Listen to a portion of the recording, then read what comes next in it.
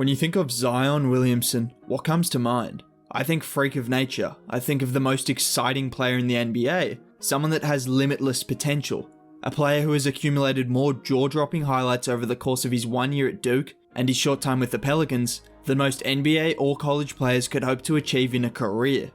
Now, the beauty of sports and the NBA is that numerous people have different perspectives.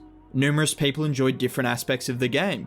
Some fans might find Stephen Curry's limitless range and groundbreaking shooting style the most exciting spectacle in basketball. Others have developed an affiliation with the career of Lebron James, who has provided highlights for over 20 years now, spanning back to his days as a high school player for St. Vincent, St. Mary. There are countless NBA players that provide excitement. For example, the league's best center and one of my favourite players, Nikola Jokic, is 7 foot and can barely elevate to dunk, but is one of the most enjoyable players to watch in basketball.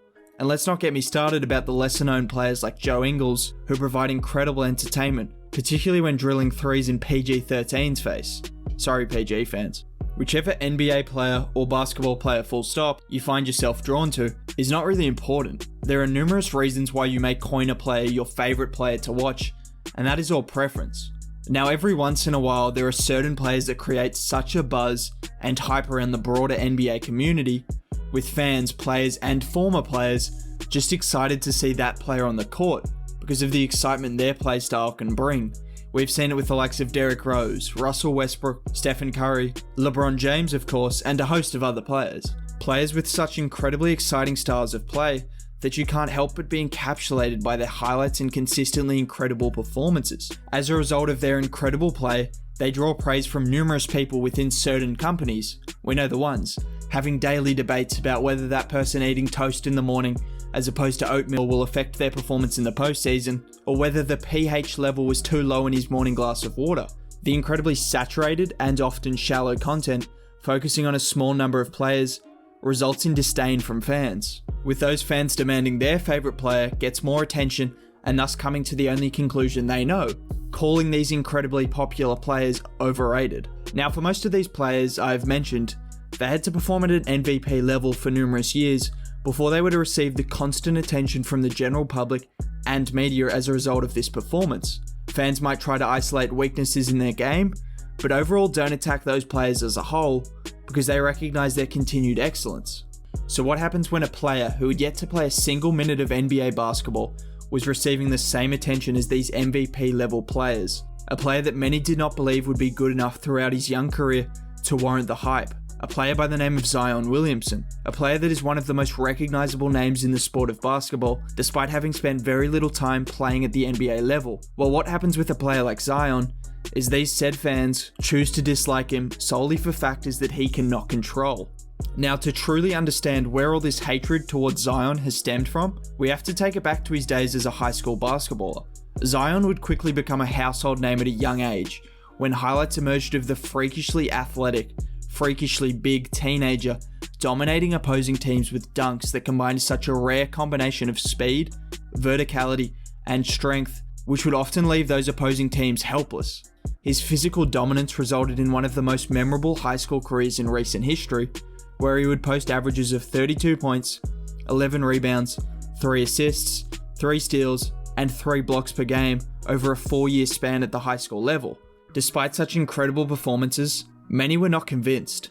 You would have seen numerous people eagerly awaiting his college career to see him struggle, with a lot of people of the belief that his physical dominance that he had over the smaller, less physically developed high school students would not translate to the college level. It is safe to say those doubters were wrong, because the physical dominance that Zion had displayed at the high school level was just as evident at the college level, but it was his overall skill set that was so exceptional. The notion that he was just a big, athletic dunker was proved completely false, because Zion would showcase that he was capable of making significant plays on the defensive end of the floor, whether that be sending shots into the stands or picking the passing lanes, which he did successfully on multiple occasions throughout his season at Duke. In addition to the defensive skills he showed, his offense had far more to it than what was initially advertised. He demonstrated a very good handle for his size, an ability to pick a pass with several highlight plays resulting from his playmaking ability, and most importantly, an incredibly high motor, which saw him grab boards and successfully finish his own second chance opportunities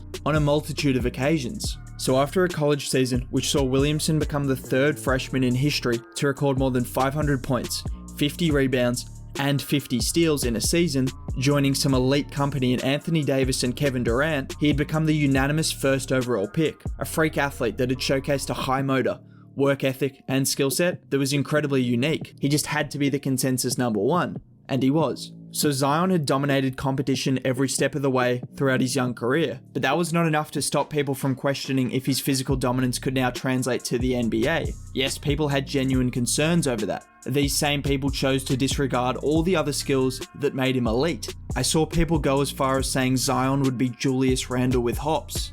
Now this is where the hatred towards Zion began to show. People had been proven wrong by his career as a college player, with no one expecting him to be as dominant as he was, so they were hopeful that their initial thoughts about him being a one-dimensional freak athlete would be correct following his first season as an NBA player.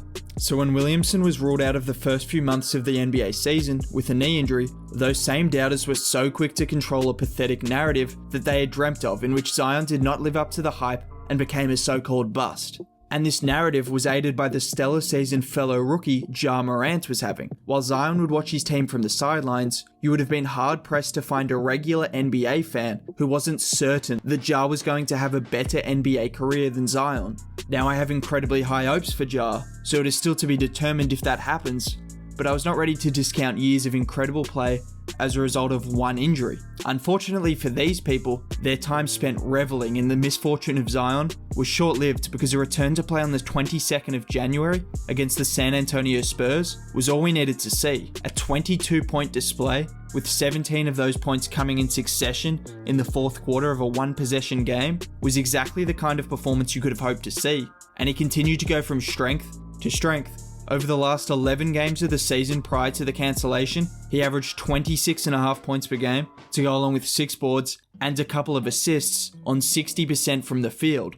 Now, most recently, Zion was announced the NBA 2K21 cover athlete, and his haters were out in numbers yet again. As they have done all throughout his early career, they found another angle to attack from. They ignored the incredible social media following he has. They ignored other young players that have received a cover in previous years without being recognised as an MVP level player. They ignored the all-star level he performed at throughout his first 19 games as an NBA player, following one of the best freshman seasons in college basketball history. These are the conclusions that logical NBA fans would come to when seeing Zion on the cover of 2K21, but again, people were determined to find the fault, and that was the fact that he'd only played 19 games in his short career. Now am I here to say he deserved to be the cover athlete for 2K following 19 games? No, but was I surprised that someone who had accomplished so much in his short career and built such an undeniable following became the cover athlete? No.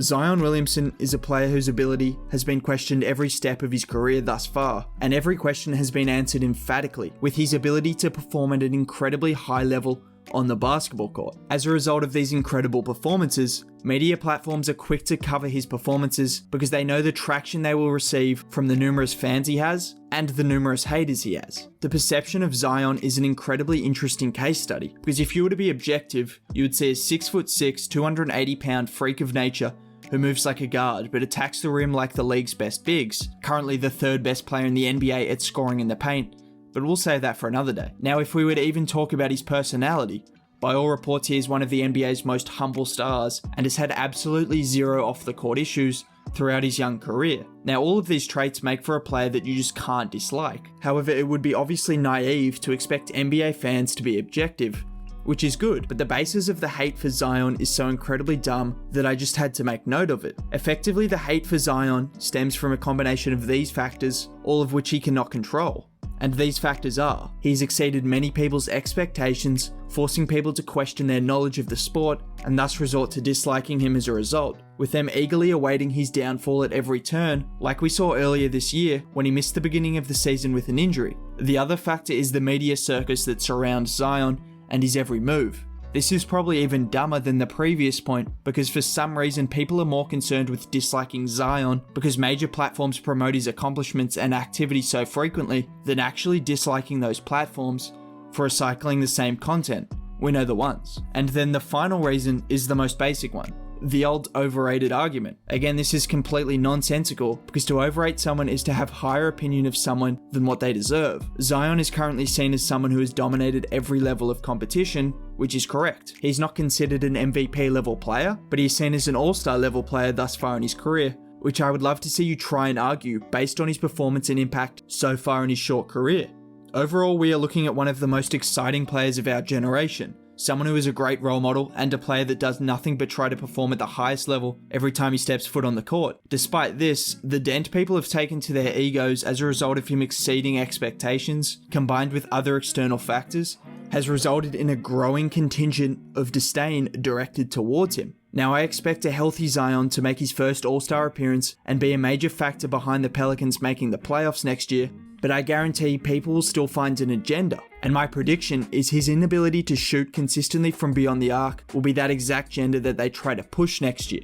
To put it simply, just place your ego to the side and appreciate one of the league's most exciting players, because another Zion Williamson might not come around anytime soon, and you wouldn't want to spend his time in the league blinded by unnecessary hate. That is pretty much all I have to say. If you enjoyed the video, a like would be cool, a sub would also be cool. I make these kind of videos pretty regularly, and will hopefully continue to do so over the foreseeable future.